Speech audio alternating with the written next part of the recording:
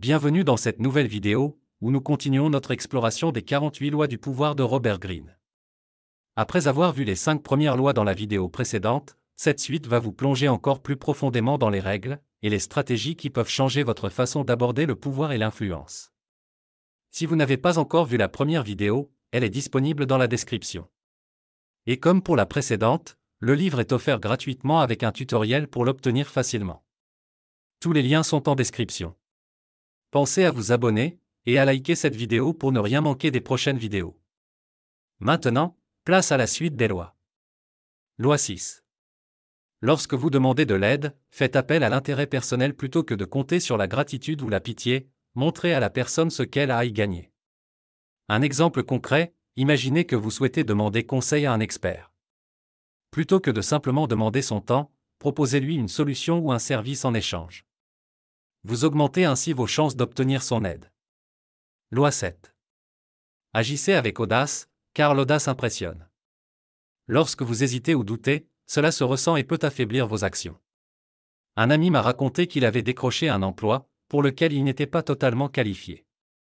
En affichant une confiance totale lors de l'entretien, et en promettant qu'il apprendrait rapidement, son audace a convaincu les recruteurs. Loi numéro 8. Ignorez ce que vous ne pouvez pas avoir, donner trop d'importance à ce qui vous échappe, renforce son pouvoir sur vous. À l'inverse, ignorer vos ennemis ou vos frustrations les affaiblit. Prenez exemple sur un concurrent qui vous critique. Réagir pourrait amplifier ses propositions. L'ignorer, en revanche, le désarçonnera. Loi numéro 9.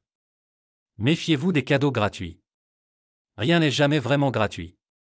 Un produit offert ou une promotion cache souvent des conditions. Prenez le cas d'une livraison gratuite. Ce coût est en réalité inclus dans le prix final. Soyez vigilant et réfléchissez avant d'accepter une offre trop alléchante. Loi numéro 10. Créez votre propre voix. Succéder à une personne très performante peut être un défi intimidant. Les attentes sont souvent élevées, et tenter de rivaliser directement avec son précédent peut vous mettre en difficulté. La meilleure stratégie est de forger votre propre identité et adopter un style qui vous est propre. Imaginez un nouvel employé arrivant dans une entreprise après une figure emblématique. Plutôt que de se perdre à imiter l'ancien modèle, il a choisi d'innover, tout en respectant les bases qui ont fait le succès de son précédent. En apportant sa touche personnelle, il réussit non seulement à se démarquer, mais aussi à éviter les comparaisons défavorables. L'important est de trouver un équilibre, honorer le passé tout en affirmant votre singularité, pour inscrire votre empreinte unique. Ces lois, tirées du livre Les 48 lois du pouvoir, ne sont pas à suivre aveuglément. Elles doivent être adaptées à votre contexte, et appliquées avec discernement. Un mauvais usage pourrait se retourner contre vous.